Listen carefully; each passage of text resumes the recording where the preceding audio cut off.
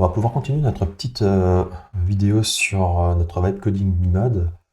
Pour le moment, j'ai pas mal de travaux à l'extérieur de chez moi, donc j'espère que ça ne va pas trop nuire à la qualité de notre enregistrement. Bon, on verra bien, c'est surtout que ça va probablement nuire à la qualité de mon montage, puisque je vais devoir passer du temps à enlever tout le bordel ambiant. Mais bon, on verra bien. On va reprendre Claude. Donc, il me semble que la nouvelle commande, c'est l'agent SM. Je sais même plus ce que ça veut dire, agent SM. On va voir ce qu'il nous propose. Je vais aussi redémarrer ma console anthropique. Il nous reste 23,18 $. Alors, SM, Scrum Master. Ok, ce n'est donc pas ce dont je pensais d'autres. Je suppose qu'on va donc rédiger les épiques. Alors, qu'est-ce qu'il nous dit notre cher ami? Donc il s'appelle Bob, donc bienvenue Bob, your Scrum Master. Ok, il est là pour préparer des stories claires et actionnables pour les agents de dev. Je vais juste voir si on a accès maintenant. Ok, alors là on a la liste de tous les agents qui existent. Donc on avait Marie qu'on a effectivement avec qui on a fait connaissance pendant la deuxième vidéo, je crois, de cette série. Ensuite on avait John qui nous a fait toute la partie planification. Ensuite on avait Winson qui était l'architecte, je crois. C'est John également qui nous a créé les épiques, mais qui les a fait dans le fichier PRD, je crois.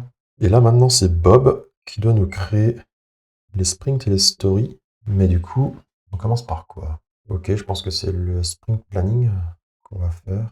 Donc en fait, je sais pas, d'abord on fait un draft, c'est ça, et ensuite le draft, on le passe à la checklist. Ça me paraît bizarre. Bon, allez, demandons-lui de nous faire un draft. Combien va me coûter cette histoire? Ah, ça mouline bien là. La requête m'a déjà coûté 50 centimes. Bon, qu'est-ce qu'il nous fait? Donc il a cherché un pattern, je sais pas trop quoi.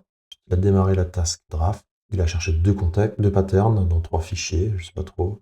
Et il a trouvé la prochaine story, qui est la story 1.1, qui nous permet de mettre en place l'environnement conteneurisé pour le projet. Et il voit que cette story n'existe pas du tout, donc il commence à créer les fichiers qui vont bien. Donc là, il veut créer simplement le dossier qui va contenir les différentes stories. On va le laisser faire ça. Alors encore une fois, il nous écrit directement le contenu là. Qu'est-ce qu'il nous dit? Et le statut c'est un brouillon. Story en tant que développeur Go, enfin en tant qu'apprenti développeur Go. Je veux un environnement de déploiement qui peut se lancer en une commande avec Postgre, Mosquito et un conteneur Go, de façon à ce que je peux commencer à coder directement sans avoir à installer l'infrastructure localement. Ensuite, on définit les points d'acceptation. Bon, je vais quand même vérifier un truc, hein, mais ça me semble quand même méga redondant, ça. Là. Et non, déjà, un truc comme ça. Ouais, alors avant, c'était les épiques. On a fait l'épique 1, qui correspond en fait à l'environnement de dev conteneurisé. On n'en est pas allé plus dans les détails, ou alors si. Ok, si, l'épique 1, ensuite il y a les stories. Je ne vois pas pourquoi on refait exactement la même chose maintenant, à ce niveau-là, quoi. Donc Docker.compose va définir 3 services, PostgreMosquito et GoDev. Et nous, on avait mis quoi là? On va définir 3 services, PostgreMosquito et GoDev. En fait, c'est la même chose. Tous les conteneurs utilisent les conteneurs d'un name, directive, machin truc. Les conteneurs utilisent avec les directives, machin truc. Ok, bon, en fait, c'est exactement la même chose, quoi. Ah, mais par contre, on va un peu plus loin maintenant avec les tasks et sous-tâches. On avait 16 points du coup avant. Là, on les a encore, donc je suppose qu'on a les mêmes tâches. Par contre, maintenant, en fait, on les segmente en actions concrètes à faire. Task 1, ouais, ok, on a vraiment créé le répertoire dev. Et ça va vraiment très bas niveau, quoi. On explicite carrément quel fichier créer. Peut-être que quel dossier créer, peut-être que ça aurait été mieux de les créer directement. Pas trop. Ensuite, la tâche 2, ça va être de créer la configuration Mosquito. Ok, donc là, on va créer par défaut en fait la configuration de façon à ce qu'elle écoute sur le port standard et puis que le serveur accepte les connexions anonymes. Task 3, on va créer le schéma SQL qui va permettre d'initialiser la table sensor metrics avec les index qui vont bien. Task 4, on va créer le fichier .env d'exemple, ok. Task 5, c'est que ça, c'est 1, 2, 3, 4, 5, 7, 8, 9, 10. Ah, c'est les différents points. Les points 1 à 10 vont être gérés par ce truc. Ok, j'avais pas vu là, AC1, 8, 9, AC4, AC8, 9 et AC14. Bon, bah, c'est méga détaillé, hein. Genre, ces limites sont écrites pas le JSON de la configuration du Docker, enfin le YAML de configuration du fichier Docker Compose dans le Markdown, quoi. Avec le volume, bah oui, c'est ça, quoi, en fait. Tu pourrais l'écrire directement en format YAML de façon à ce qu'on puisse copier-coller finalement cette configuration dans le fichier qui va bien, en fait, hein. À ce niveau de détail, Ensuite, il faudra installer Delve, il faudra installer Static Check. Et après, en soi, c'est peut-être pas forcément déconnant de faire ça comme ça, puisque là, en fait, ça nous permet vraiment de nous concentrer sur l'aspect fonctionnel là, de ce qu'il faut, enfin, fonctionnel technique, quoi. Je veux dire, on n'a pas besoin de se soucier de la façon dont on crée un Dockerfile, dont on crée un fichier Docker Compose. On liste simplement en fait tous les prérequis, à savoir les points de montage, les fichiers qui doivent être accessibles, les extensions qui doivent être accessibles. Peut-être que ça permet d'éviter d'oublier des trucs, parce qu'effectivement, si on écrit le fichier en temps réel, à un moment, on va plus savoir la syntaxe qui permet de définir un mapping, par exemple, ou quelle sous-catégorie utiliser pour définir où sont les points de montage. Du coup, on va chercher ça, cette information, et finalement, ça nous fait perdre 30 secondes qui font que ça nous brise notre flot de travail. Je sais pas trop. Je recherche des excuses, hein, mais peut-être que ça ne se vaut pas, quoi. Si on va créer le gitignore. Ok. On crée même le launch.json qui permet à Visual Studio Code d'avoir la bonne configuration. Ah ouais, on peut même faire une configuration. Intéressant ça. Tiens, je vais demander un peu de détails sur la façon dont fonctionne cette configuration de Visual Studio Code. On va demander à l'IA. Alors, j'utilise plus ChatGPT, là je teste aussi Claude pour tout ce qui est question code, hein. On verra bien si c'est mieux ou pas. Tu peux me dire à quoi sert exactement cette configuration présente dans le fichier, dans la configuration de Visual Studio Code? Non. Oui, mais là, il va mouliner, il va me dire, mais quel fichier? C'est parce que j'ai appuyé sur CTRL Entrée et visiblement, ça n'a pas... Voilà. Il n'y a pas des fichiers dans notre code. Alors, cette configuration sert à déboguer une application Go qui tourne dans un conteneur Docker depuis VS Code. Voici ce que chaque paramètre fait concrètement. Type Go indique à Visual Studio Code d'utiliser l'extension Go comme débugger. Attends. Tu peux m'écrire le JSON concret correspondant à cette configuration? Le JSON. Ok, heureusement qu'il comprend. Donc, qu'est-ce qu'on a là? Version 0.2, ok.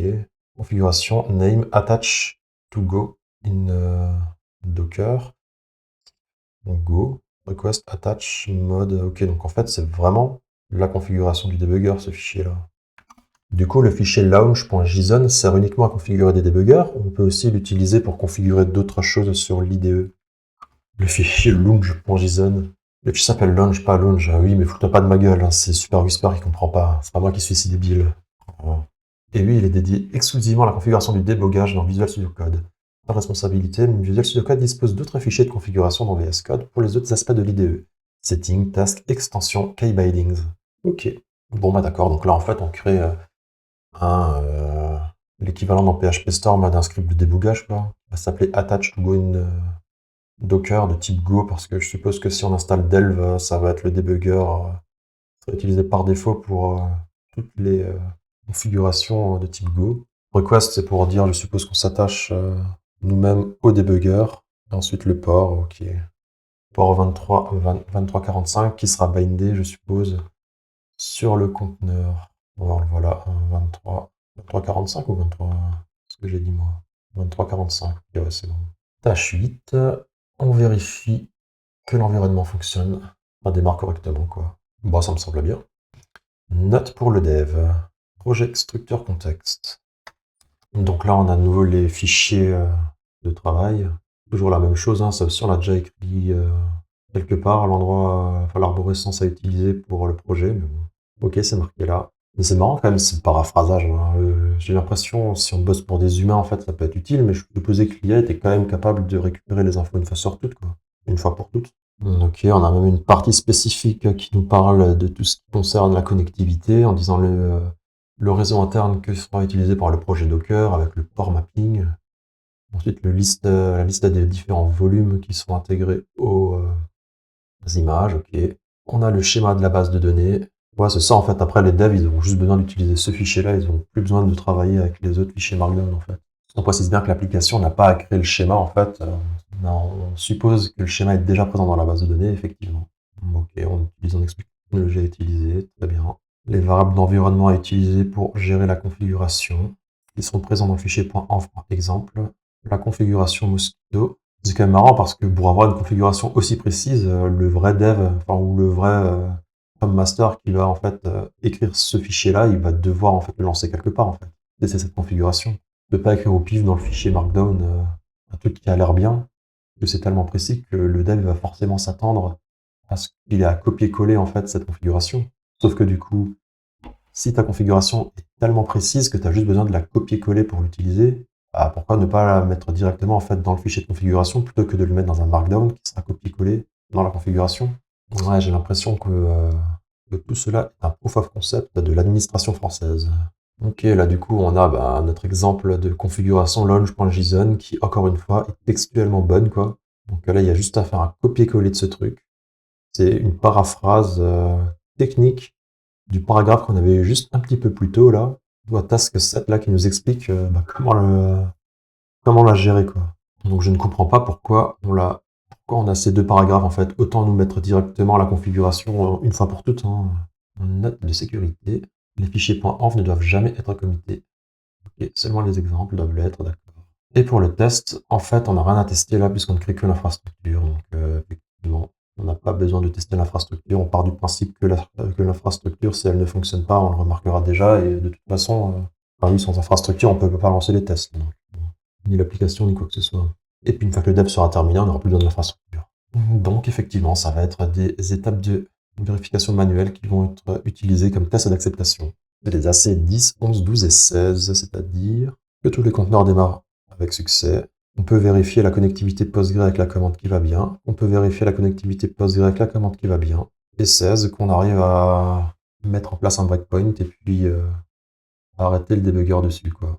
Donc effectivement, ça me va. Ok, allez, ça me va. Tu peux écrire ça. Qu'est-ce qu'il nous a répondu? La story 1.1 est écrite. Et maintenant, il exécute sur celle-ci le story draft checklist, comme demandé par la tâche. Donc, résultat de la checklist. Donc, catégorie goal and context clarity, technical implementation guidance, référence effectiveness, self-containment assessment, testing guidance. Et c'est bon. Par contre, il la trouve où cette checklist-là? Alors, je vais juste lui demander. Tu peux me préciser où est stockée la checklist que tu utilises pour vérifier la story? Qu'est-ce qui me dit? Vous pouvez me préciser. Alors déjà, je t'ai tutoyé, je crois. Non. Tu peux me préciser où. Qu'est-ce que c'est que ce mot estoqué? Je dis estoqué et Super Wistar pense qu'à la place de dire estoqué, je veux dire estoqué. Le mec fait un peu un jeu des statistiques et essaye de deviner quel est le mot le plus probable parce que là, sinon. Ou alors son objectif, c'est de me faire découvrir des nouveaux mots. Tu peux me préciser où est stockée la checklist que tu utilises pour vérifier la story? Le fichier est ici, bmadcore, checklist, story, draft checklist. C'est le fichier que j'ai lu et exécuté à l'étape 6. Oui, bon, en fait, c'est le fichier qu'on a créé juste avant, quoi. On va juste voir à quoi il ressemble. Ah bah non, pas forcément, en fait. C'est dans le fichier, dans le code source bmad, checklist, story, draft, checklist. Story, draft, checklist. Alors, le Scrum Master doit utiliser cette checklist pour valider toutes les stories, de façon à ce qu'ils contiennent un contexte suffisant pour l'agent développeur d'implémenter les trucs. Ok, ok, donc les initialisations d'instructions à vérifier avant tout, et ensuite les étapes à valider, donc la clarté. Un développeur doit comprendre ce qu'il doit construire, le contexte, pourquoi c'est conçu et à quoi il sert. Guidance. On explique les décisions techniques clés et les patterns à suivre. On explique clairement comment l'implémentation doit fonctionner. Enfin, ce qu'il faut faire pour confirmer que l'implémentation fonctionne plutôt. Et ok, en fait, c'est pour ça qu'il a fait pas mal de paraphrases. C'est parce que dans la story, en fait, il faut qu'elle soit... Il faut que toutes les infos, en fait, qui permettent d'établir la story, il faut qu'elles soient présentes dans celle-ci. C'est pour ça qu'on copie d'un peu partout les fichiers de configuration, je pense, qu'on a déjà, ou les paragraphes qu'on a déjà en fait évoqués dans d'autres markdowns. Oui, ensuite on explique qu'il y a quand même certains points qui ne doivent pas forcément être précisés, parce que sinon je suppose qu'on se retrouve à développer l'application dans le markdown. Quoi. Donc c'est pas suffisant et pas forcément exhaustif. Sans but précis, les développeurs font de la merde. Oui, très bien, très bien. Donc il faut que tout soit précis. Okay. Et là en fait, lui, ça va être finalement un focus un peu plus détaillé sur les 5 points de la checklist. Bon, très bien, très bien. Qu'est-ce qu'il nous dit du coup? Ok, il me dit que tout a bien été validé à ce niveau-là. Hein. On voit que toutes les catégories sont passées, mais par contre, je n'ai qu'un 9 sur 10 en clarté. Quoi? Comme cette story est purement de l'infrastructure, ça va être simple à gérer pour l'agent dev, mais je recommande quand même une review par le PO avant de passer au développement. Juste pour confirmer le choix des outils pour gérer les conteneurs, particulièrement Delve, l'approche de Delve dans le Docker Compose. C'est marrant ce truc quand même. On va repasser au Product Owner là pour qu'il ne valide ou pas cette story. Bon bah allez, valide next story dans ce cas, qu'est-ce que tu veux que je te dise moi. Voyons voir où on en est niveau facturation. 22,39 quoi. On a utilisé 1 dollar déjà. Oh, il réfléchit bien là, le Product Owner là, je sais plus comment il s'appelle.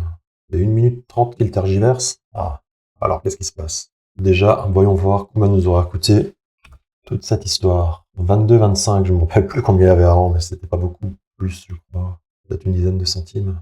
Alors, on la valide. Encore une checklist. Tout est bon, il y a tout ce qu'il faut. Pas de placeholder ou TBD, tout va bien. Qu'est-ce qu'il a trouvé? Il a trouvé une issue. Ah, la task 5, j'ai pas fait attention à ça, mais a priori, elle demande au dev d'installer Delve et static check, soit via le Dockerfile ou alors via commande. C'est ambigu. C'est vrai que c'est ambigu. Pourquoi il a fait ça? Il n'y a pas de dev Dockerfile dans le source tree pour le conteneur GoDev. Donc l'agent dev, il a besoin de savoir ce qu'il doit faire, quoi. Suggérer la commande est la bonne approche, mais c'est pas explicite. Attends, on va voir que je vois ce que c'est que cette histoire-là. J'ai pas fait gaffe à ça. Là, il n'y a pas d'UI, ok. Acceptance criteria, ok, donc là tout est bon, à part le 16. AC16 is not covered by any task and has a blocking dependency. Ok. Bah là c'est 16, c'est vérifié manuellement, je crois. On arrive à mettre un breakpoint et à pouvoir débugger l'application, quoi. Ah bah j'avoue en fait, mais il n'y a pas de. Il est malin. J'étais pas du tout concentré là. Effectivement, j'ai pas vu que en fait il nous demande de mettre un breakpoint dans une application qui n'existe pas.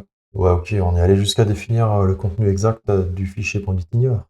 Bah oui, un agent, un agent dev naïf pourrait juste écrire .vs code dans le fichier gitignore, ce qui fera qu'on ignorera aussi le launch.json.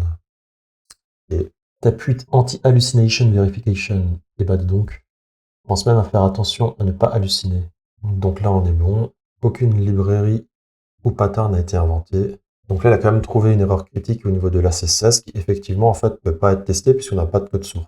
Et il y a aussi cette histoire de la façon dont on gère l'installation de Delve et puis de static check. No go. Bon, bah, très bien, il est pas bon. Alors, qu'est-ce que je veux qu'il fasse? Ajouter une note pour la C16. Alors, je vais lui dire. Ok, je suis d'accord avec tes 3 remarques. Pour l'AC16, je suggère de rajouter en fait dans cette première story la création d'un fichier main.go minimal qui contient juste une méthode main de façon à ce qu'on puisse en fait tester le débugger. Pour ton deuxième point, je suis d'accord, on peut rajouter explicitement la commande qui permet d'installer static check et delve. Et pareil pour ton point 3, je suis d'accord pour spécifier plus en détail le contenu de .gitignore pour être certain que le fichier launch.json ne soit pas exclu. Allez, on refabrique master. Alors, qu'est-ce qu'il nous a fait comme modif? On va un peu plus centrer les deux. Donc, le point là, define godev service, donc là, à la place. Qu'est-ce qu'il nous a fait comme modif là? Attends, mais il y avait des problèmes aussi au niveau de la configuration là? Parfait, je vais appliquer les 3 corrections directement dans la story. Voilà ce que je vais faire pour chacune d'entre elles. Ajouter une tâche de création d'un main.go minimal plus go mode init. Préciser la commande du service godev, installe delve static check plus keep alive. Corriger les patterns gitignore avec les 2 lignes explicatives. Par contre, je sais pas si c'est ce que je préfère cette histoire-là, pour ça dire qu'à chaque fois que je vais créer la commande, enfin, à chaque fois que je vais lancer le conteneur, on va réinstaller les outils. Je sais pas si c'est pas mieux d'avoir un Dockerfile quand même. Peut-être un point à clarifier. Install tool and keep the container running. Alors, je vais lui demander. Dans la configuration d'un conteneur Docker dont Docker compose, les directives sous le paramètre commande sont exécutées à chaque démarrage du conteneur, ou comme pour un Dockerfile, ils sont installés une fois pour toutes et ensuite à chaque relancement de conteneur, en fait, on ne va pas relancer la commande. Votre compréhension est partiellement correcte. Voici la distinction précise. Dockerfile vs Docker Compose. Dockerfile, les instructions sont exécutées une seule fois. Ok. Docker Compose, la directive commande exécutée à chaque démarrage. Ok. Bon. Je pense que je vais lui dire que finalement, on va peut-être quand même partir sur l'autre solution, on en verra après. Déjà, je laisse continuer ces écritures. Ok.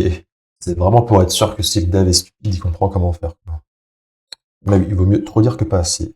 Et enfin, task 8, création. Ok, donc là avant on avait juste à vérifier à la main que l'environnement se lance correctement. Et là, nous, la task 8, ça va être de créer une application Go minimale pour vérifier Delve.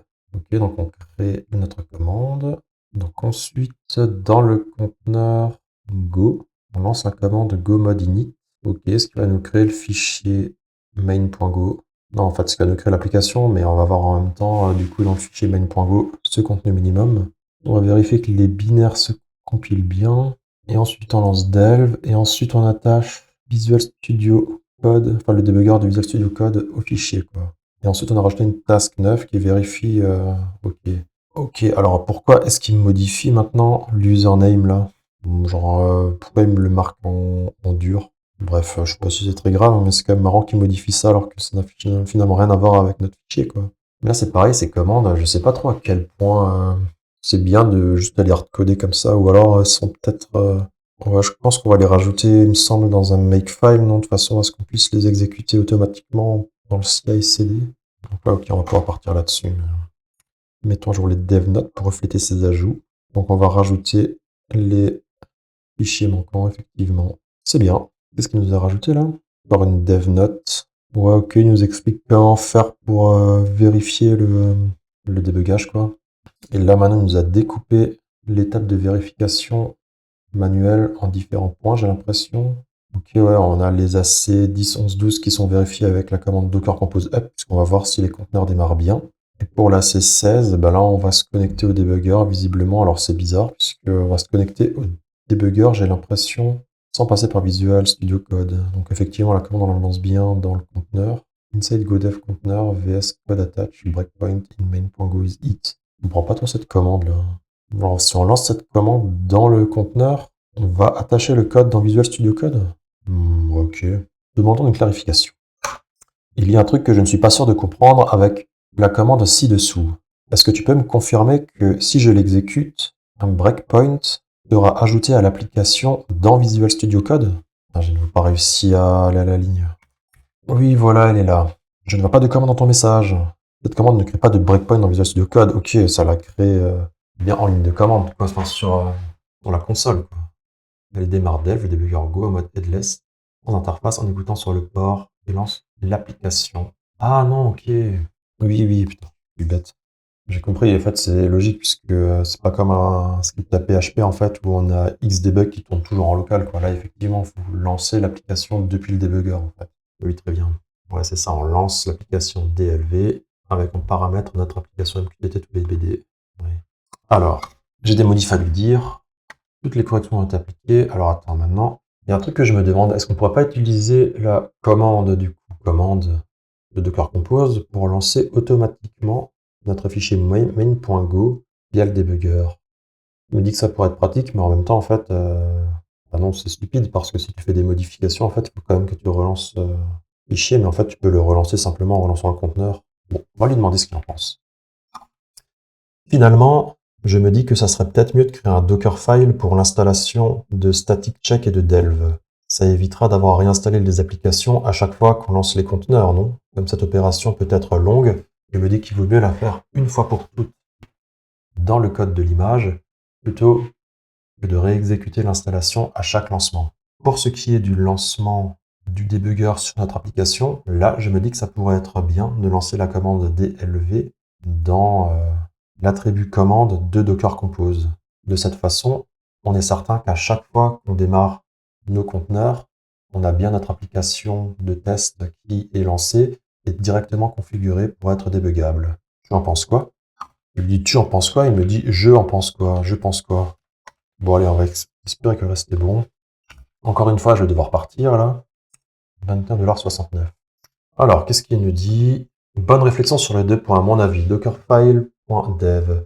Oui, totalement d'accord, c'est une bonne pratique. Go install prend 30 à 60 secondes, ça serait pénible à chaque Docker Compose app. Un dev dockerfile.dev qui back les outils dans l'image réglerait ça proprement. Pourquoi tu ne proposes pas ça de base alors? Delve comme commande, bonne idée avec deux précisions importantes.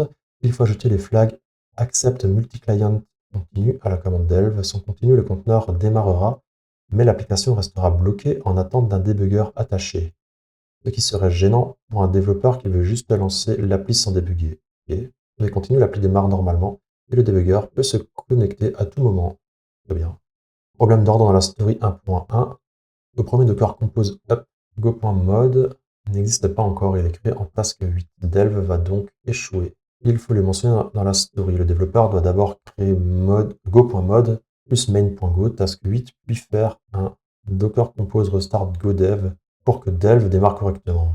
Oh, ça devient compliqué cette histoire. Hein. Workflow normal après ça, à chaque modification de code, il faut redémarrer le conteneur GoDev. Ok, ça c'est bon. Pour que Delve recompile, c'est le cycle attendu. D'accord avec tout ça, j'ai mis à jour la story avec OK, on procède à ces ajustements. Allez, mets à jour la story. Moi, il faut que j'y aille. Liberty il en fait des choses. Ouais, ce truc. Pas de now prompt with OAScript. Pour administrateur privilège, je t'installe the shell command. On va faire ça, je crois. Je comprends pas. Et donc, on installe Git, on installe Delve, static check, depuis le Dockerfile. Et ensuite, on crée le Docker Compose, qui lui va bien utiliser le Dockerfile. .dev, ok, oui, bah oui. Et ensuite, on a la commande delve debug. En réalité, je me demande si ça pourrait pas être l'entry point, mais bon. Ouais, du coup, là, c'est plutôt bien parce qu'on se prend pas non plus trop la tête. On crée la task 6, mais on explique bien que cette tâche-là, elle va pouvoir être validée qu'à partir du moment où la 9 est aussi complétée, quoi. Sinon, on va avoir une compilation à l'erreur, une erreur de compilation. Par contre, là, il modifie bien la task 7, mais ensuite, là, il modifie plus les noms. Task 7, ça devrait devenir task 8 devenir task 9. Marrant. Je vais voir si à la fin on aura ce problème, mais parce qu'à un moment il va capter qu'il y a un problème de numérotation. Je vais lui demander ce que c'est que ce truc-là. Mais c'est incroyable, hein, je sais pas comment on est censé faire pour pouvoir faire un saut de ligne. Enfin, c'est juste un espace. La commande code que sur un seul code n'est pas une commande propre à Cloud Code, c'est en réalité une commande clé de Visual Studio Code. Quand Cloud Code suggère d'installer code, il propose d'intégrer VS Code à ton workflow. Cette commande permet par exemple de faire un code point depuis un terminal pour ouvrir le dossier courant directement dans VS Code. Les sessions à distance, ok. Bah, je l'envoie quand même.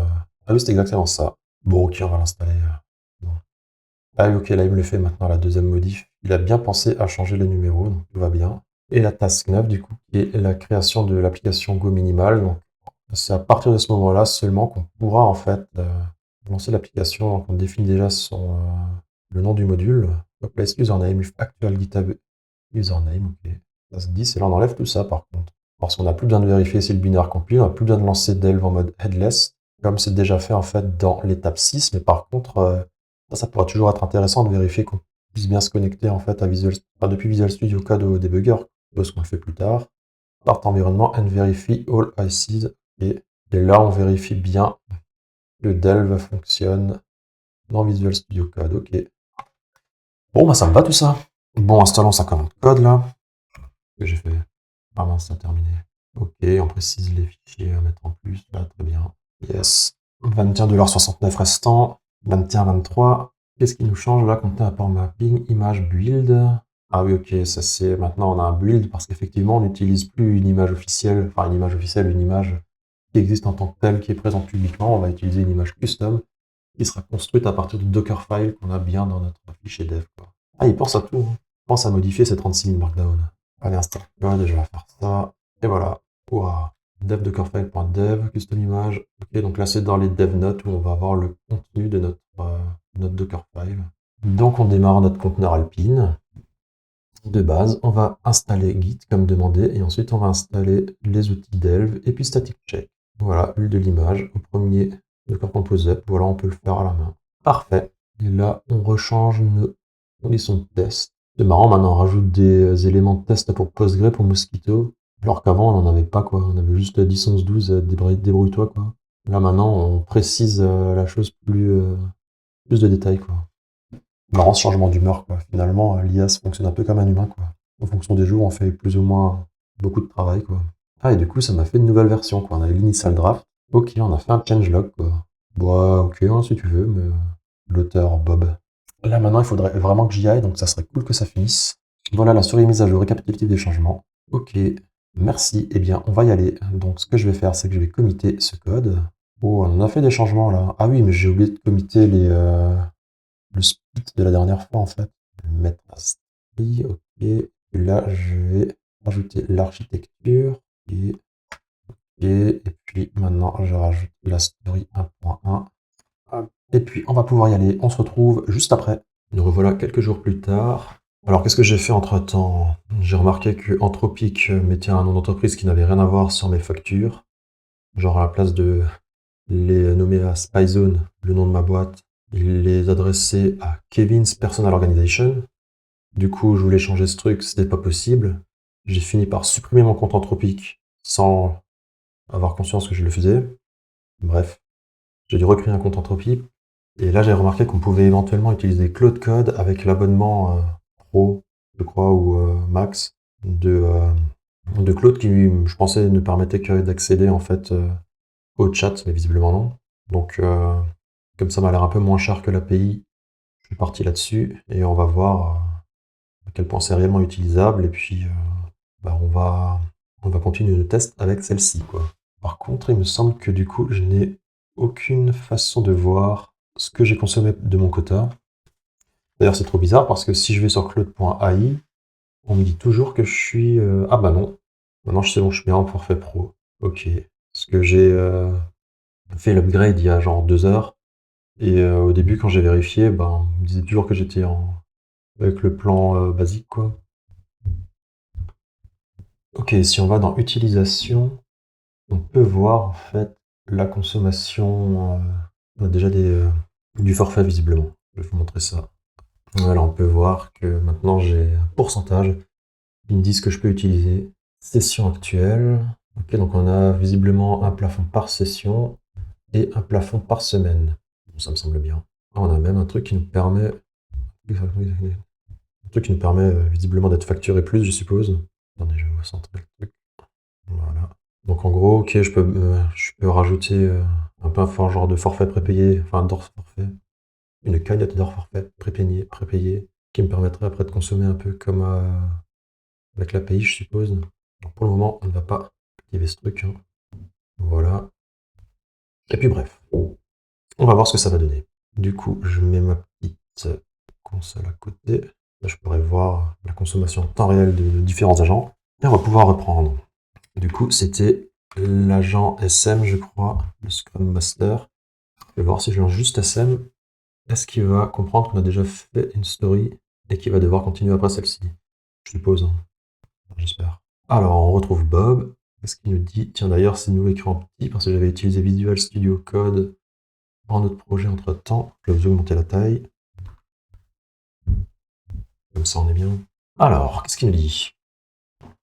Coucou, je suis Bob, mon Scrum Master. Je suis ici pour te préparer un crystal clear and actionable story pour les agents de dev. Bah, du coup, on reprend le draft. Hein. On va continuer où on s'était arrêté. Alors, déjà, quelle est ma consommation actuelle? Page introuvable. Et Claude, c'est quand même quelque chose. Hein. Alors, j'ai galéré pendant une demi-journée, je crois, à essayer de comprendre pourquoi j'arrivais plus à me loguer avec leur lien d'autologin tout foireux, là.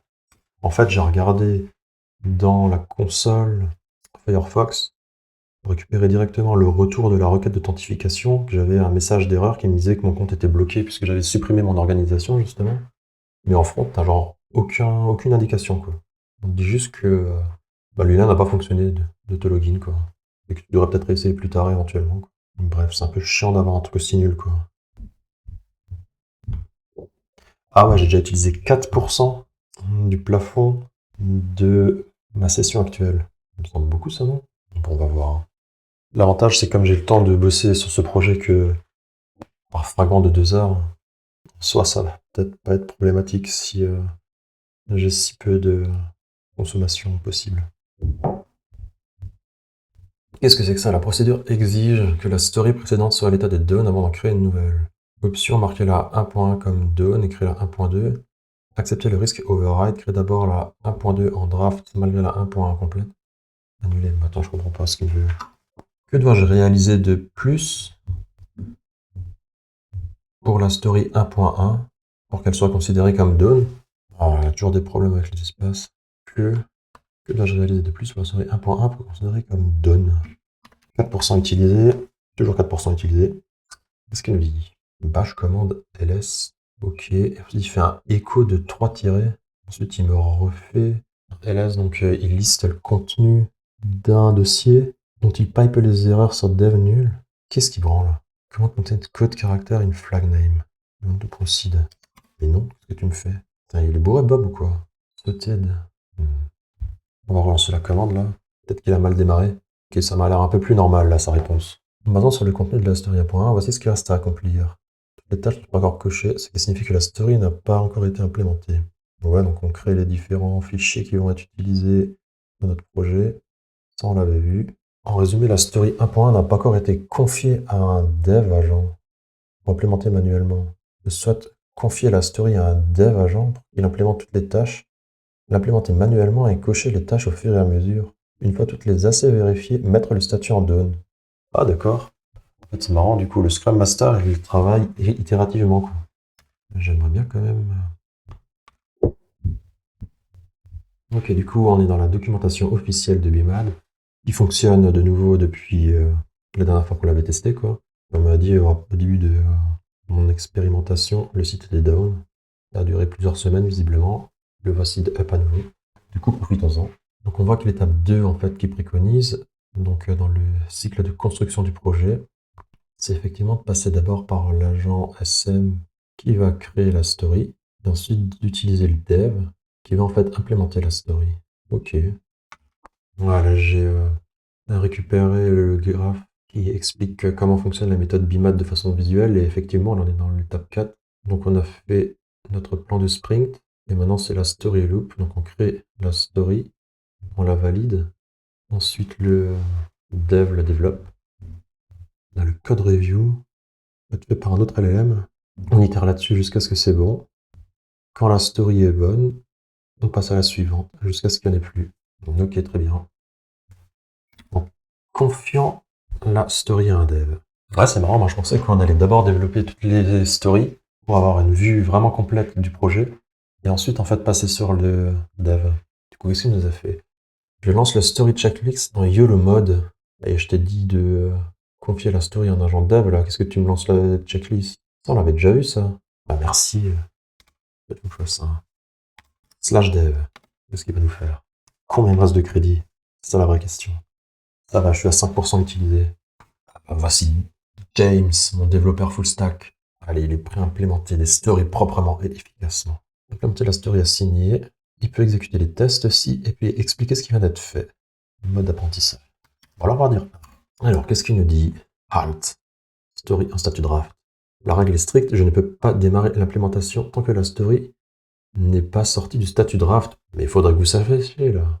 Le SM, il me dit que pour sortir la story et la développer, il faut qu'elle soit développée pour sortir du mode draft. Et le dev, il me dit qu'il ne peut pas développer tant que la story n'est pas en mode done.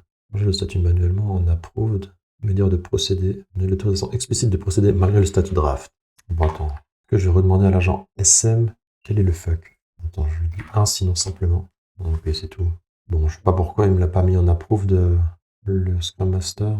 Mais ouais, du coup, comment ça se passe? On a la story 1.1 qui du coup a été écrite. Mince. Bon, peu importe, on a la story 1.1 qui a été écrite par notre Scrum Master en utilisant le fichier architecture.md.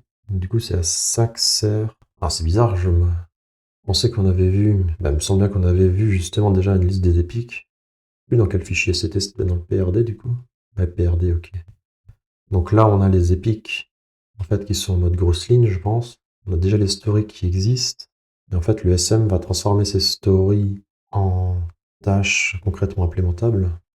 Et le dev va les développer et on itère là-dessus jusqu'à ce que je suppose terminer le fichier, quoi.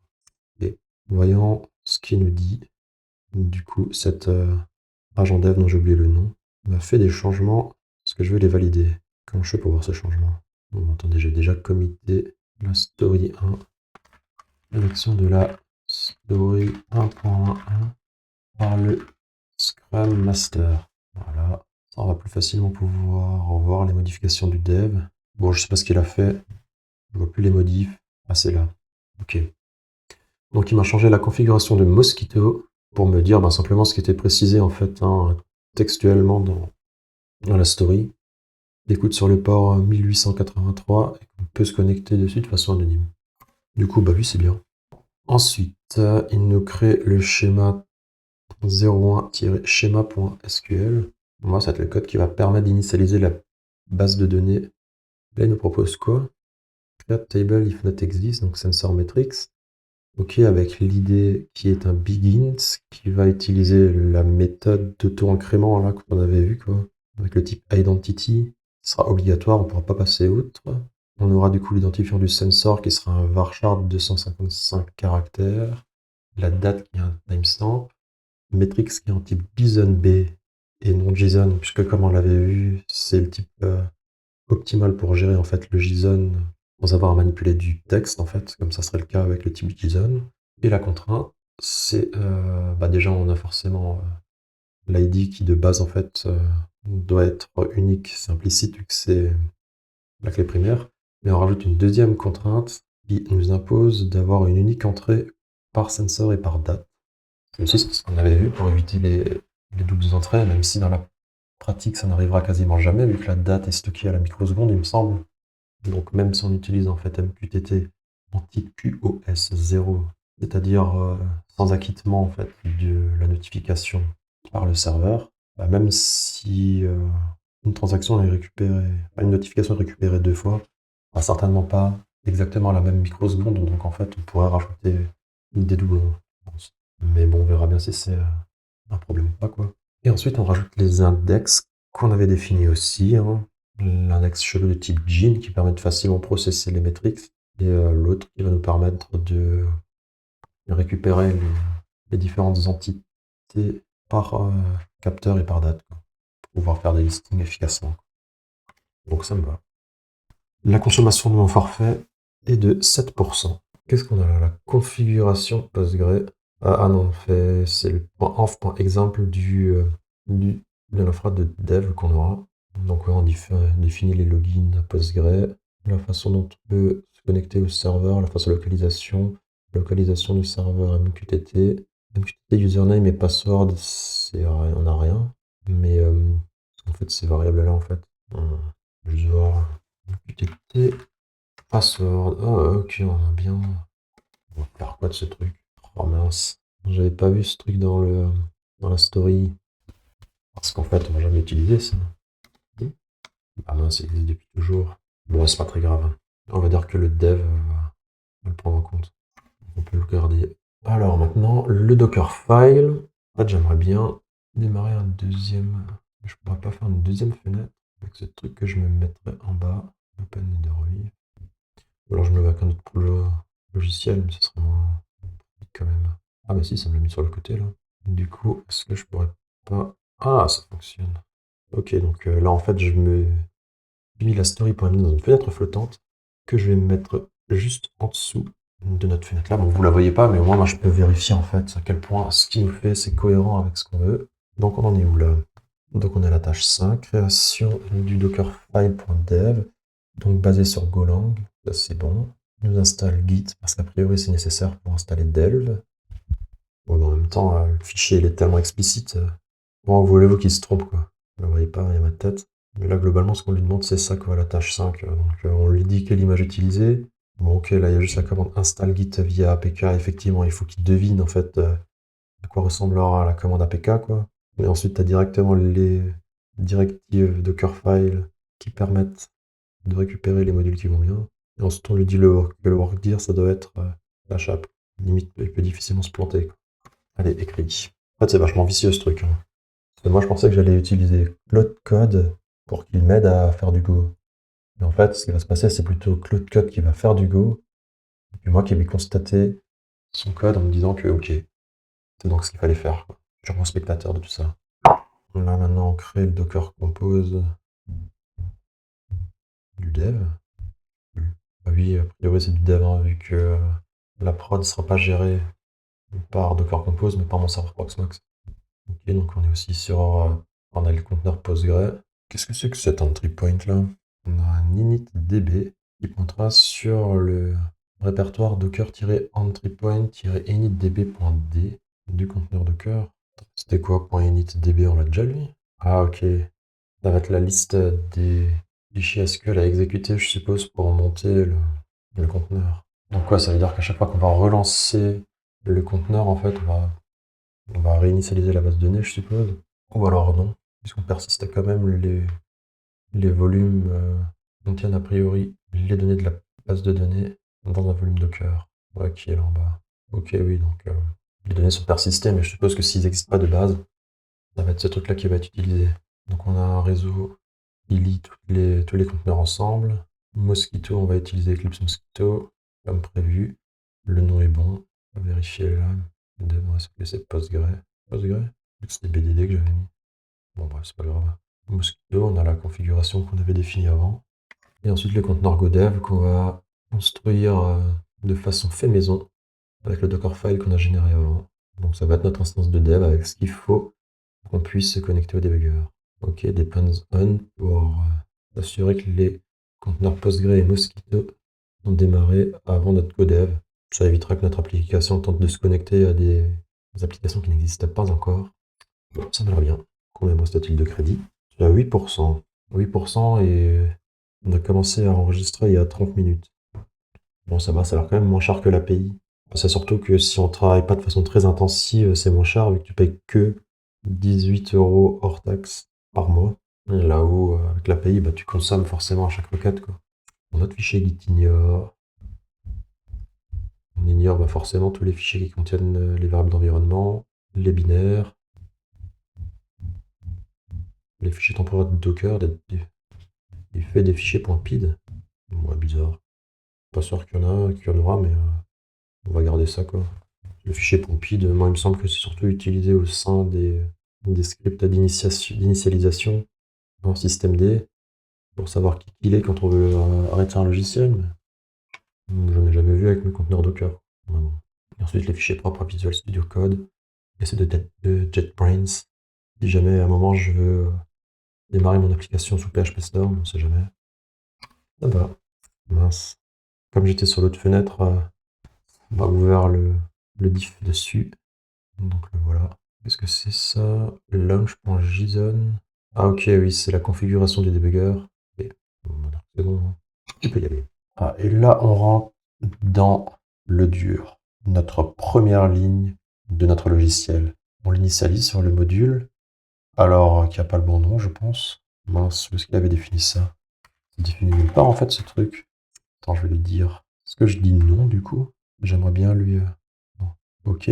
Le nom du module doit être... Qu'est-ce qu'il m'a fait, là? Donc, j'ai bien rejeté l'écriture de go.mode. Contient ce nom-là. Le nom du module doit être... Attendez, je vais juste voir mon compte GitHub. J'y vais tellement jamais sur GitHub. Bah oui, bah c'est Spideyman. C'est bon, mon pseudo. Le module doit être... Spideyman, MQTT2BBD, MQTT2BDD. Ok. Module github.com, Spideyman, MQTT.BBDD. C'est bien. Et là, du coup, attends, il y a deux fichiers qui nous créent. On a le cmd MQTT2BBD directory, qui est un fichier go-mode. Ok, on a un fichier go.mo, un go.mode, et un main.go. Pas trop quelle est la différence entre les deux. Est-ce qu'on l'avait déjà su? Je suppose, mais... Demande à ChatGPT. Ah, pas à Claude Code, hein, parce que maintenant je paye visiblement mon utilisation. En Go, pourquoi on a des fichiers go.mode et main.go? Ok. Je sais pas ce que j'ai comme problème avec Super Whisper, mais il kiffe mes parenthèses fermentes point, quoi. Retentons. En Go, quelle est la différence entre les fichiers go.mode et main.go? Bon, alors c'est pas trop mal, hein, il m'a juste remis cette parenthèse point, quoi. Alors go.mode, gestion du module et des dépendances. Chez go.mode décrit le module Go et ses dépendances, il est utilisé par l'outil GoToolchain, ok. Donc ça c'est qu'on a fait notre fichier go.mode, effectivement on définit le nom du module, la version de Go qu'il utilise, et il ne requiert rien pour le moment. C'est un peu l'équivalent d'un package.json en Node.js ou du composer.json en PHP, d'accord. Le main.go, c'est le code source exécutable du module. En convention, point d'entrée d'un programme. Lorsque tu exécutes Go au run, point, donc le compilateur lit d'abord le fichier go.mode, savoir quelle dépendance télécharger, et ensuite les fichiers .go dans main.go pour compiler et exécuter le code. Ouais, ok. Bon, ça me va. Allez, Ok, tâche 9, c'est quoi? C'est celle qu'on a fait là. Qu'est-ce qu'il... Ah ok, là il nous dit que tout a été fait. Tâche 1, tâche 2, tâche 3, tâche 4. Et là, il s'arrête là quoi. Oui, il s'arrête là. La tâche 5, il l'a fait aussi. La tâche 6 aussi. Tâche 7 aussi. Bon, ça fait donc, hein. Je pense qu'il le fait en 2 temps. Pas pourquoi. Et donc là, ouais, il propose maintenant de valider les autres tâches. Ok, tâche 10, il l'a fait. Et ensuite, il faudra que je lance l'environnement, quoi. Est-ce qu'il va le faire lui-même ou est-ce que c'est moi qui vais le faire? Je sens qu'on va se marrer là. Va-t-il formater mon disque dur? Ok, donc là, le dev agent fait la liste des fichiers qu'il a créés. Franchement, j'imagine bien un humain faire ça, quoi. Qu'a-t-il fabriqué? Vérification manuelle. À toi de jouer. Attends, tu veux dire que moi je dois faire un truc? Mais comment je fais ça? Ah, ça va, il va quand même cocher les tâches pour moi, quoi. Putain, j'ai eu peur, je pensais que j'allais devoir écrire un truc, quoi. Alors, qu'est-ce qu'il nous dit? Décide de lancer Docker. Voici les commandes dans l'ordre. Copier le point env et démarrer. Vérifier Postgre. Vérifier Mosquito. Vérifier Dev. C'est marrant, il peut pas le... Bon, allez, je vais le faire moi-même, hein, quand même. Mais pour l'instant, on va quand même lui demander s'il peut le faire lui. Ne pourrais-tu pas faire ces vérifications toi-même? Hâte de voir ce qui va me sortir. Allez, je suis à 10% utilisé. Oui, je lance tout ça. Ok, donc il propose les commandes à lancer. Donc là, il veut aller dans mon dossier dev et ensuite copier le fichier .env.example en .env. Oui, ça me va. Ok. Maintenant, il veut lancer la commande docker compose up -build -d de façon à lancer les conteneurs en mode détaché. Donc oui, c'est bon. Je vais d'abord la faire à la main, peut-être. Donc moi, de façon naturelle, je vais juste lancer un docker compose up. Pas trop à quoi fait le build. Ah oui, ok, faut que je d'abord Stack.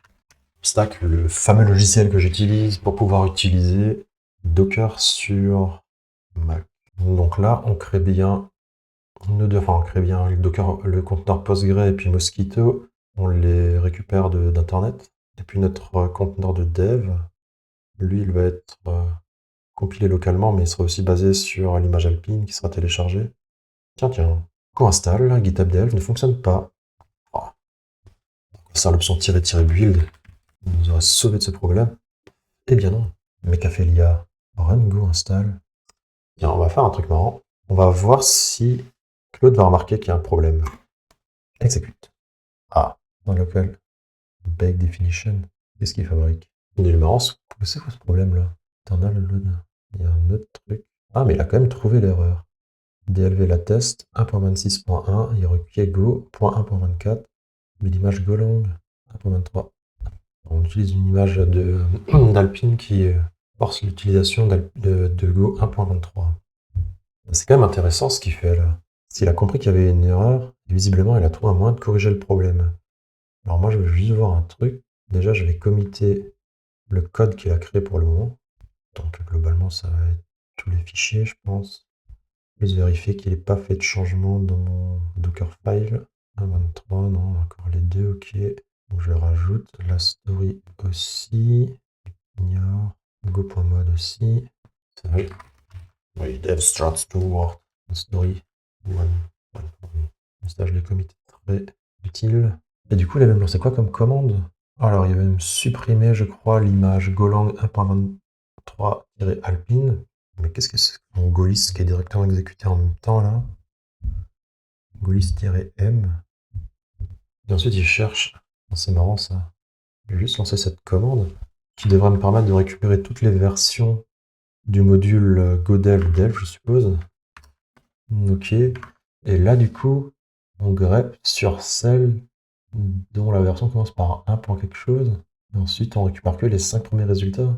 Mais à quel moment on affiche que celles qui sont fonctionnelles avec la version 1.23 de Go?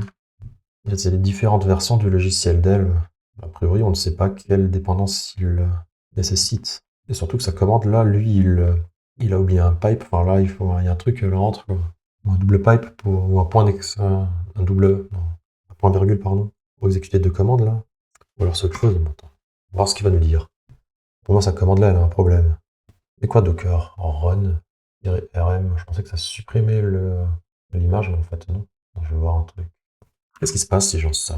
Ok, en fait, c'est plutôt, on va lancer une commande dans ce conteneur-là, quoi.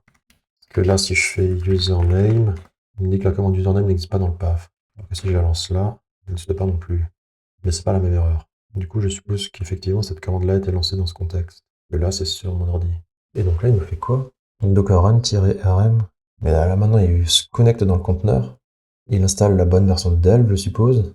Ah ok, il teste si Delve fonctionne avec la version... Enfin, si Delve version 1.24.2 fonctionne avec la version 1.23. Ok, je viens de comprendre. Il a récupéré les 5 dernières versions, en fait, de Delve.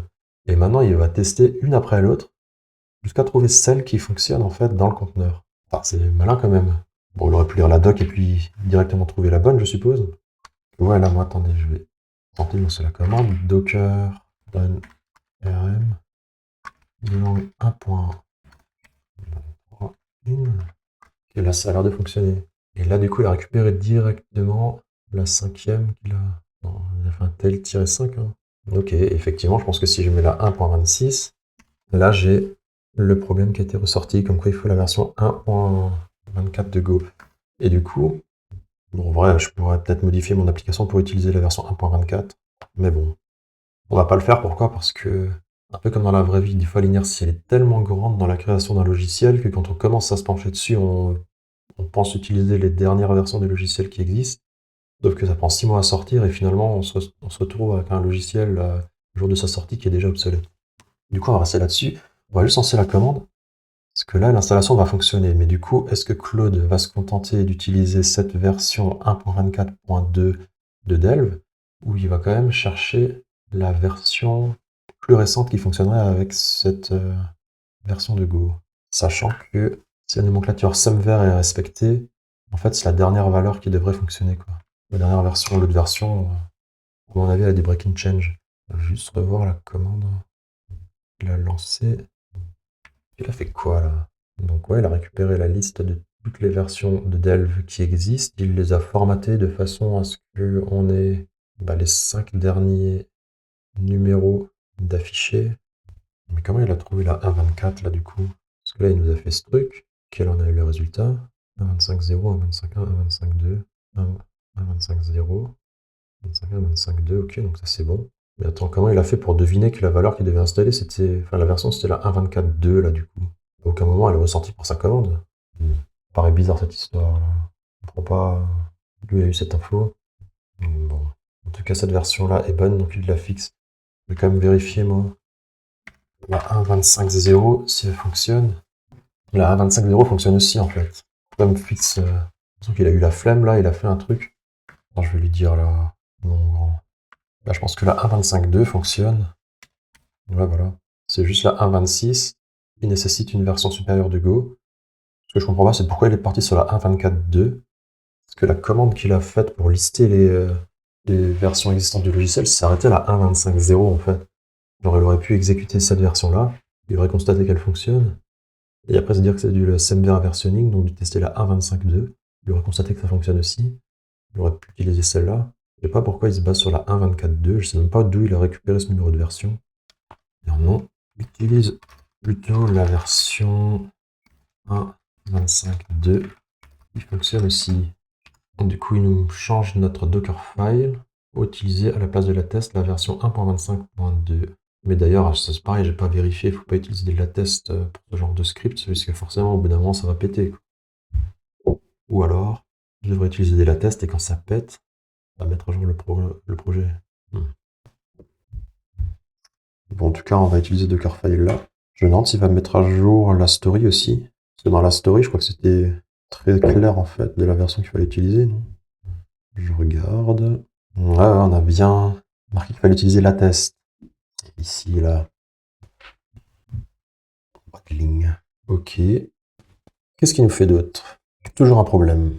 Maintenant, c'est pareil, c'est static check qui nécessite Go 1.25. Donc là, c'est pareil, il va nous chercher la bonne version. Et passer un tail de 10. Pas pourquoi.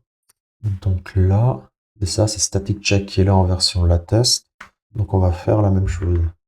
On va exécuter cette commande-là qui va nous exécuter sur le conteneur Golang 1.23-alpine la commande golist qui va nous lister toutes les versions existantes du logiciel o9.go.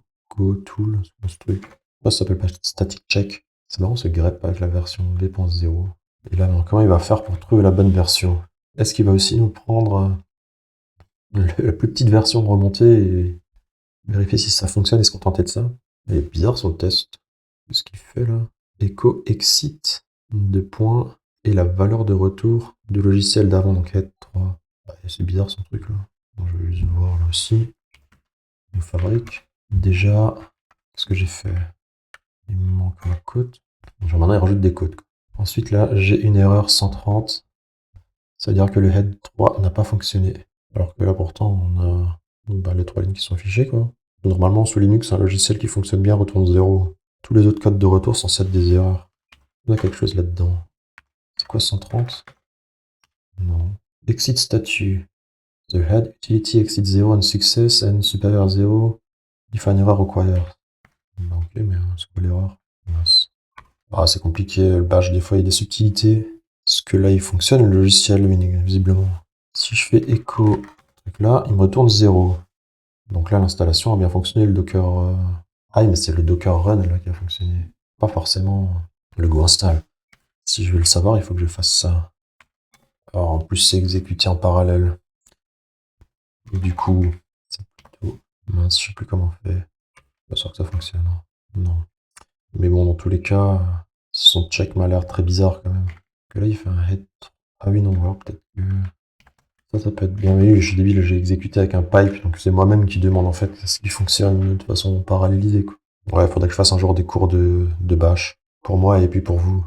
Histoire que moi aussi je puisse avoir une base sur laquelle me référer quand j'en refais. Comme aujourd'hui. Donc là, l'application retourne 0, tout va bien. Et là, si je rajoute un. C'est quoi? Head ou tile qu'il utilisait? Head 3. Donc normalement, on pourra n'afficher que les trois premières lignes, pardon. Déjà, c'est bizarre pourquoi il utilise head. Pourquoi il n'utilise pas tail pour afficher les 3 dernières, pour éventuellement voir une erreur. Bah, qu'est-ce que je fabrique? Ah, ok, parce que là, il met le pipe à ce niveau. Non. On met le pipe ici, et point virgule là. Ouais, je comprends pas. De toute façon, cette commande là me paraît trop bizarre. Je peux la copier-coller. Bah voilà, maintenant j'ai 0. Vraiment, j'ai eu 130. Qu'est-ce que c'était que ça là? Qu'est-ce que j'ai foutu? Je vais copier la même chose, non? Bref. Ok, bon. Fais ta commande, voir ce qu'il va en penser. L'application va fonctionner, mais du coup, il installe la version 0.6.1. Ouais, ça m'a l'air d'être la dernière. Pourrait fonctionner, alors je vais voir, moi. On va quand même essayer d'installer la version 7.0. Ok, là, on a l'erreur. Non? Si, oh là là. C'est marrant, ça a quand même installé le reste. Mais ok, je vais juste voir encore un autre truc. Est-ce que je peux dire un truc comme ça? Comme ça? Non. Comment je fais si je veux permettre d'installer des petits hotfix? Demandons à ChatGPT, nous. C'est possible lors de l'installation de modules en... Putain, ça va marcher. C'est possible lors de l'installation de modules en Go de demander à ce qu'on ait un numéro de version majeure et mineure qui soit fixé, mais par contre, prendre le numéro de version mineure maximum, de façon à ce que les mises à jour de sécurité seraient quand même installées, quoi. À la place de... Alors, quelque chose du style... Dans PHP, on met une vague devant. Non, ce n'est pas possible qu'un système de personnage de Lego. Ok. C'est dommage, hein. Oui, après, je fais le parallèle avec Composer dans Magento, dans PHP. Mais Composer, on a le Composer JSON, Composer.lock. Et là, visiblement, on a que des fichiers lock. Bon, en tout cas, mon code m'a l'air bien. Possède. Je vais aller me refaire un café, je crois. Boire de l'eau aussi. Qu'est-ce qu'on a maintenant? Qu'est-ce qu'il va nous faire maintenant? Alors, un slip de 3 secondes. Et en parallèle, on exécute Docker PS et on vérifie qu'on ait bien un nom, un conteneur avec le nom mqtt-wdd-dev. C'est marrant. Pourquoi il met un slip? Il attend 3 secondes, puis il exécute la commande. Pour la faire directement, quoi. Je comprends pas pourquoi il fait son slip de 3 secondes. Et s'exécute du coup que si cette commande fonctionne. Bon, de toute façon fonctionner, mais du coup je vois pas trop. Quel est l'intérêt de ce truc? Et là on récupère tous les conteneurs dont le nom est mqtt-wdd. On les affiche de cette façon-là, forme de table avec le nom et le statut. Alors je connaissais même pas cette commande. L'IA connaît vraiment plus de trucs que nous, quoi. J'aurais fait un docker ps et ensuite un slash grep, un slash pipe grep pour trouver le nom du conteneur, quoi. Mais ouais. Et j'en suis à 11% toujours. Limite hebdomadaire 2%, donc c'est cool. Il nous a lancé notre commande. Donc là, c'est bon, les 3 conteneurs sont là. Il la considère comme valide, ça me va. Et là, on va se connecter maintenant sur le conteneur Postgre et on lance la commande de connexion Postgre et on vérifie les tables qui existent sur l'instance. Donc là, il va nous retourner normalement Sensor Metrics. Ah, Sensor Metrics, c'est là. Mais bah du coup, oui, tu peux procéder. Hein. Là, on a le résultat. Ok. Sur CTRL-O, là, ça affiche de façon exhaustive les retours. Très bien. Regardez ça. Qu'est-ce qu'il fait maintenant? Je lui ai dit qu'il devait faire ça. Je lui ai rien dit, moi. Il prend des initiatives, là. Enfin, peut-être pas, parce que je sais pas ce qu'il fabrique, là. Normalement. Détail transcript, contrôle auto toggle. Ah, ok, voilà. Ah, d'accord. En fait, soit je vois tout, soit c'est tronqué, et puis j'ai le prompt, quoi. Bizarre. Donc là, il va nous lancer la commande mosquito sub. Ok, sur tous les topics. Bah, c'est bizarre cette commande. Moi, j'aurais pensé qu'elle serait capturante. Est-ce qu'on peut avoir la doc de cette commande? Elle fait quoi là? Donc T, c'est le topic. Ça, c'est le truc qu'on a déjà vu dans la vidéo sur HomeKit, je crois. Ou peut-être celle d'avant, en tout cas, quand on avait commencé à installer les sons thermostatiques, on avait pas mal joué avec Mosquito Sub pour modifier les valeurs à la main, quoi. Moi, c'est l'option -V qui m'intéresse. -V. In publish message verbosity. Ok. Et l'autre, c'était quite. Bah, c'est bizarre, en fait, hein, d'avoir un truc de verbosité et un truc de quite à côté. On n'affiche pas de message d'erreur, ok. Et -W majuscule. Ok, c'est... On attend, d'accord. Donc c'est ça qui fait que c'est non bloquant, quoi. Là, 0, 1, 2. Ok. Ah, fait donc. Hein. Donc là, il interprète que le code de retour, c'est 27.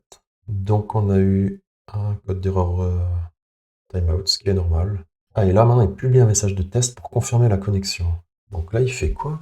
Donc, ce qui serait intéressant, c'est de faire un test où on lance la première commande de, de souscription là pendant, par exemple, 10 secondes. Ensuite, qu'on lance la commande de publication du message. Et ensuite, qu'on constate que le message a bien été capturé par l'autre connexion. On a publié choqué. Par contre, il a trouvé où le code de retour? Truc que je me demande là. Bon, je suppose que j'ai pas man d'installer sur mon conteneur là, mais je vais quand même tester. On a pas mal. Je vais trouver la man page ailleurs. Ce qui m'intéresse, c'est les codes de retour. Cette status, ok. Donc il a dit quoi? 27, timeout for waiting message, 27. Puis il avait raison, quoi. J'aurais même pas pensé à faire ça pour tester que le logiciel se lance correctement, quoi. Même pas comment j'aurais fait ça, je pense que j'aurais... Ouais, je sais pas, je pense que j'aurais lancé le logiciel, ensuite j'aurais fait un truc avec PS, ou alors plus simplement je serais allé chercher dans les dossiers proc de l'OS si il y en a un qui correspond à Mosquito Sub ou un truc du genre, quoi. Enfin bon, ça aurait été alambiqué et trop relou. Ou alors en fait, j'aurais juste pas fait de test du tout, j'aurais fait un test manuel, quoi. J'aurais constaté que ça fonctionne et j'aurais dit ok, quoi. Et du coup, pour l'automatiser, ça aurait été complexe, quoi. Alors qu'effectivement, là, si tu as un code de retour en timeout qui existe, en fait, tu lances juste l'application et tu vérifies à la fin de son exécution que le code de retour est attendu, quoi. Parce que ouais, moi je pense que je l'aurais lancé sans timeout, donc il aurait tourné à tout jamais, quoi. Et après, j'aurais dû lancer un autre process pour vérifier que le process était bien en train de tourner, quoi. Bref. Donc il fait cette commande. Mosquito accepte les connexions et les publications sans erreur. Ah, là maintenant ça va être marrant. AC16, est-ce qu'il va pouvoir faire quelque chose? Breakpoint Dev nécessite VS Code à vérifier manuellement. Vérifions au moins que Dev tourne dans le conteneur. Comment il fait ça? Docker log, donc il regarde dans le conteneur de Dev les 10 derniers messages. Et là, il vérifie qu'on est bien quelque chose qui nous dit qu'on attend bien les connexions. C'est marrant, parce que cette commande, il l'a exécutée sans me demander mon avis, visiblement. Là. Et maintenant, il vérifie le statut du... Faut vérifier s'il est déjà up. Je vais voir moi si je peux trouver... Donc pourquoi il s'appelle dev, le conteneur la liste de tous mes conteneurs, c'est un peu nul ça. Un truc qui m'échappe là. Ah ok. Je vois pour renommer le nom des projets Docker, parce que là c'est pas possible qu'il s'appelle dev chez moi. Des conteneurs, enfin des projets de dev, j'en ai 10 qui tournent au moins. Je commence à avoir juste des devs, je veux plus savoir qui est quoi. Faut qu'il s'appelle mqtt tout bd-dev. Mais bon, je verrai ça dans un second temps. Là du coup, lui il nous dit que toutes les tâches fonctionnent. Ah, je l'ai vérifié dans les logs, si on voyait ce qu'il nous disait là. Je vais voir sur codev, log, ok. Effectivement, on l'a bien, quoi. Là, je vais vous montrer ça. Si j'arrive à cacher les infos. Bon, allez, là, ça va être bon. On va ajuster des trucs. Donc voilà, ça, c'est l'interface d'Orbstack. Donc, le logiciel que j'utilise pour gérer les conteneurs Docker sur ma machine. Là, en bas, on voit la liste de tous mes projets. Et ouais, c'est ce que je disais. Là, ce projet s'appelle Dev. Pour Dev, moi, c'est pas possible parce que là, si je scrolle vers le bas, je ne vais pas vous montrer puisqu'il y a le nom de mes clients, c'est pas forcément très intéressant, quoi.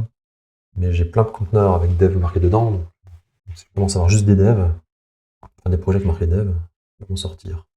Et donc là, si je clique sur ArgoDev, je vois les logs, ce qui a été publié sur std_out de ce conteneur, et effectivement, on voit bien qu'on a un message qui nous dit que l'API est en attente de connexion, quoi. Donc encore une fois, Claude a bien vu ce qu'il fallait faire, quoi. Je vais tenter de le lancer moi-même, le débugger. On va voir ce que ça va donner. Donc là, il marque toutes ces notes, là. Ce qu'il nous fait. Donc on a utilisé Claude Sonnet 4.6, debug log référence. Il a marqué ce qui se passe. Par contre, il parle de nouveau en français, là. Je vais dire en anglais. Très bien. Bon, bah ça me va. Du coup, on va tester le debugger à la main maintenant. Ou alors il veut faire un autre truc encore. Dod checklist story 1.1. Bah, du coup, maintenant, il me parle en anglais aussi. Bon, c'est pas très grave. J'avoue que ça va être compliqué pour lui de discuter entre l'anglais et le français, quoi. Genre, pour nous, c'est compliqué. Il faut marquer en français, ce qu'il faut marquer en anglais. Qu'est-ce qu'il nous a fait? Alors, tout a été fait, sauf pour le point AC16, où je dois moi-même vérifier que le debugger fonctionne dans Visual Studio. Il a tout respecté, sinon, au niveau des conteneurs, tout va bien. Il n'a pas testé, il n'a pas fait de référence, ni quoi que ce soit, avec de référence d'API, vu qu'il n'y en a pas. Pas de secret hardcodé, parce que le point env, il est exclu via .gitignore. Pas de linter, parce que de toute façon, le fichier main.go, il contient une ligne. Pas de test. Il explique ce qui a été fait comme vérification pour constater que le travail est terminé. Ouais, il nous dit que les tâches 1 à 9 sont toutes réalisées. Tâche 10, tout a été fait, sauf le point AC16. Il dit qu'il n'y a pas de documentation à faire, parce qu'il n'y a pas d'API public, ni de README, quoi que ce soit, il n'y a rien. Pour la story 1.2, le README. Du coup, résumé, story 1.1, terminé. Tous les fichiers d'infrastructure sont créés. Toutes les AC vérifiables ont été vérifiées. Je ne sais même pas ce que ça veut dire AC. Voilà. Bon, bah ok, c'est bon. Setting story ready for review. Il veut faire quoi du coup? Pas compris. Ok, change le statut. C'est tout. Très bien. Ah, il me demande de le faire à la main. Il faut que je vérifie si tout fonctionne. Bon, bah, on va tenter de faire. On se laisse débugger. Hein. Donc, je dois attacher Visual Studio Code au port 2345 et vérifier que le breakpoint est hit. Suspense. Je vais dans le code, main.go. Comment je fais pour mettre une instruction de debugger ici? Alors, oui, je veux bien installer Object Trust. Invalid settings. On va mettre le fichier. Ah, il est là. Click add breakpoint, ok. Et maintenant, comment je lance l'application? Je vais me connecter. C'est ça que je voulais. Donc, je pourrais faire un truc comme ça. utt-bdd-dev. dev-ash. Ok. Bon, en fait, non, ça marche pas. Je relance le conteneur. Bon, c'est pas très grave. Donc là, je suis là. On reprend stack. Et là, je vais cliquer restart. Bah, en fait, c'est bizarre parce que j'arrive pas à savoir si je suis connecté ou pas. T'as aucune info. Ça me paraîtrait bizarre que t'aies juste à faire ça pour être connecté. Delve config. Il n'y a rien là. Ou peut-être que je redémarre. Du coup, je vais perdre ma session. Tiens, debug. Effectivement, on ne comprend rien. Parce que si je me connecte, je devrais avoir un bouton quelque part pour me connecter au debugger, non? Qu'est-ce que j'avais marqué dans les notes de l'architecture? Tiens, regardons. Comment il fonctionne le debugger? Press breakpoint, set a breakpoint, press F5 in Visual Studio Code. Ok, donc je suis là. Non, je suis pas là. Je suis où? Je suis là, j'ai le breakpoint, j'appuie sur F5. Ah, il se connecte. Ah, il se connecte. Il essaie de se connecter, mais visiblement, tout ne se passe pas comme prévu. 2, 3, 4, 5. On a rien dans les logs, mais en même temps, moi, ce qui me fait est bizarre, c'est ce stop reason exit. Il me demande. Bah oui, mais en fait, l'application ne tourne plus. Start, mais qu'il y a rien dedans et s'éteint. Vu que le truc n'est pas du tout persistant, bah pourtant, là, je le vois quand même dans les processus de mon conteneur. On voit bien que DLV est attaché sur la commande mqtt2bbd. Ou d'ailleurs. Je sais même pas comment lancer cette application. Go, MQTT de BBD. Non. Go run, ok. Alors ce qui se passe là. Go run. Package MQTT de BBD is not in STD. Ah ok. Go run. Donc là l'application se lance bien, mais en fait je pense que c'est indirectement là. Et si je rajoutais un truc genre un gros timer.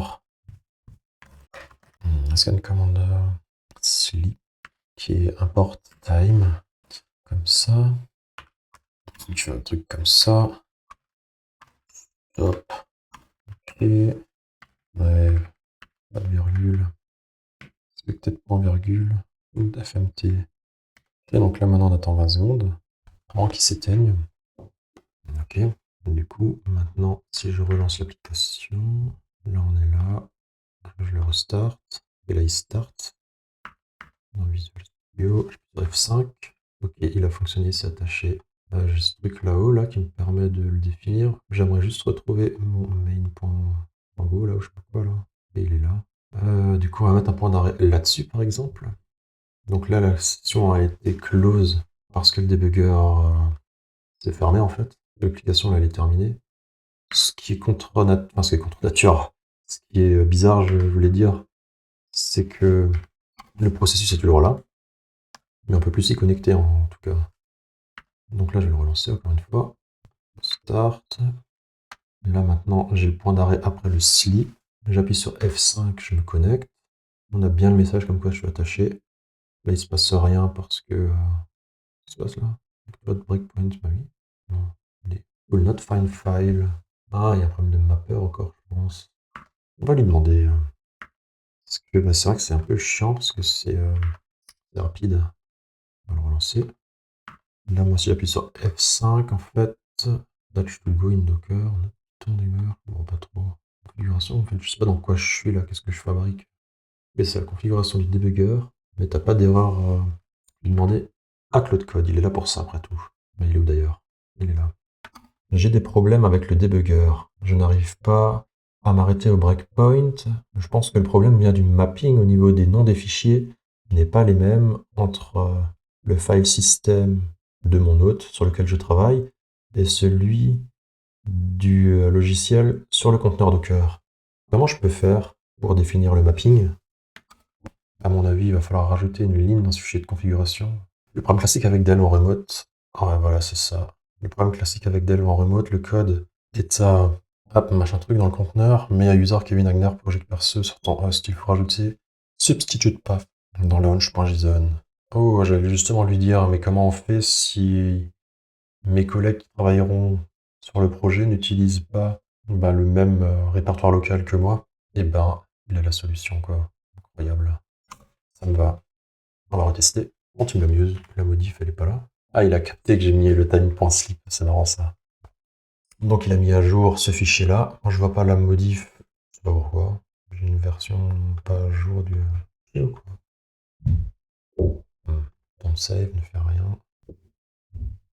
Donc, il m'a bien fait la modification. Donc, il m'a modifié le truc et résolu automatiquement par VS Code en chemin local de ton projet. Donc, ok, c'est bon. Quand Delph parle de appcm.dmqtt.tbbd main.go, c'est mon fichier local qui va être pris. Ensuite, redémarre le conteneur dev pour recompiler le nouveau main.go qui a le time.sleep, puis rattache le debugger. Time.sleep 20 secondes donne maintenant une fenêtre suffisante pour attacher VS Code et attendre le breakpoint sur la deuxième ligne. Oh, mais qu'il est malin, lui. Ok. On va le relancer. Restart. Il démarre. 5. Je me connecte. Suspense. Que va-t-il se passer? Ah, déjà, le point est devenu rouge. Il n'est plus blanc, gris comme avant, là. Du coup, je me dis qu'il y a peut-être des chances que ça fonctionne mieux. Encore arrêter. Oh, on vient de s'arrêter sur le breakpoint. Ça fonctionne. Quelle émotion. Mais par contre, c'est quoi ce debugger minimaliste là? Où est la call stack? Où est les variables locales? Ok. Variable locale, on n'en a pas. Call stack, elle est là. Et ouais, bon, très bien, c'est des fichiers internes. On pourra voir ça dans un second temps. Mais là, ça fonctionne. Ça, c'est quand même cool. Mais par contre, je note qu'il y a quand même une faille dans la façon dont notre story a été générée, parce que par défaut, là, c'est pas possible de s'attacher à l'application puisqu'elle se ferme trop rapidement. Du coup, je suis pas sûr que ça soit la façon la plus pratique de gérer notre conteneur de dev, là, avec notre application qui se lance automatiquement. peut-être que ça serait mieux de faire un petit helper, qui nous permettre de le lancer à la main quand on se connecte dans le conteneur via un shell. On verra ça, c'est pratique ou pas à l'usage. En tout cas, pour le moment, on peut dire que ça fonctionne. Donc, je vais demander à notre brave agent de considérer la story comme finie. Et ensuite, peut-être qu'on va se quitter là. Je me dis que ça serait peut-être bien de splitter les vidéos par story maintenant. Comme ça, je ferai encore 45 vidéos sur ce projet. Ma chaîne, je pourrais la renommer en MQTT to BIMAD, MQTT to BDD plutôt. Qui, visiblement, c'est tout ce dont va parler ma chaîne. Mais bon, on se marre, c'est l'essentiel. Je confirme que les breakpoints fonctionnent maintenant. On peut du coup considérer cette story comme terminée. Ça n'a pas du tout fonctionné. Il faudrait quand même que je vois d'où vient ce problème un jour. Je confirme que la mise en place des breakpoints fonctionne correctement. On peut donc considérer cette story comme intégralement terminée. Je confirme un mot Q. Un mot Q. Mais qu'est-ce qu'un mot Q? Là, ce n'est pas ce que je voulais dire. Je confirme que la mise en place des breakpoints fonctionne correctement. On peut donc considérer cette story comme intégralement terminée. Où j'en suis niveau consommation? 14% utilisé pour aujourd'hui, sachant que la session sera réinitialisée dans 2 heures et que ma limite hebdomadaire est à 2%. Ouais, franchement, c'est beaucoup moins cher d'utiliser Claude l'abonnement pro de Claude AI plutôt que les crédits d'API de Claude Console, je sais pas comment dire quoi. Beaucoup moins cher. Ok, je vais faire cette modif. Tiens, qu'est-ce qu'il va nous dire concernant quel status done? Ok, oui, tu peux faire cette modif. Ah non, c'est parce que c'est mon breakpoint qui est là encore. Il met à jour le changelog pour dire que la story a été implémentée, qu'on a piné les versions, qu'on a rajouté les substituts de path pour Delve. Et voilà, c'est James, notre dev agent, qui l'a fait. Bon bah cool, très bien. Ok, toutes les tâches sont cochées, AC16, confirmées manuellement. Point notable pour la suite, le substitut de path dans launch.json est nécessaire pour le mapping host container. À garder en tête pour les prochaines stories, si le debug est impliqué. Et le main.go actuel a un time.sleep 20 secondes ajouté pour les tests de debugger. Il sera remplacé de la story 1.3+. Il est malin de ouf. Ok. Bah, réexécutons l'SM pour qu'il valide notre story, je suppose. Et qu'il passe à la seconde. Attends des inscriptions. Valider un draft de story. Rédiger story in 1.1 et down. Parfait timing. Bon bah rédigeons la prochaine story. Ah mais du coup non. On s'arrête là. Non, j'ai me spoiler pour la prochaine vidéo. Stop tout. Du coup, comme dit, on va s'arrêter là pour cette vidéo. On a fait la story 1.1. On a mis en place notre infrastructure qui va nous permettre de coder notre fameuse application plus tard. Et on verra ça, du coup, dans les prochaines vidéos en dépilant les stories. Allez, amusez-vous bien en attendant et à la prochaine.